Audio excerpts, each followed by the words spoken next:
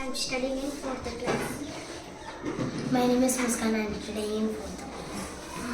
అనగారి జీవితాలు అక్షరగాలి పొద్దై పొడిసెను చదువుకు చందగా మారి ఈ దేశకు మొదటి పంతులమ్మగా చేరి ఈ జీవితాల్లో నింపిందో వెలుగుల దారి మరి వద్దుర సమాజం మానీలతో మరి వద్దుర సమాజం మానీలతో పూలే సావిత్రిబాయి త్యాగాలను అనగాని జీవితాలు అక్షరగాలి పొద్దై పొడిసెను చదువు చందగా మారి ఈ దేశ స్మృతి పంతులమ్మగా చేరి ఈ జీవితాల్లో నింపిందో వెలుగుల దారి.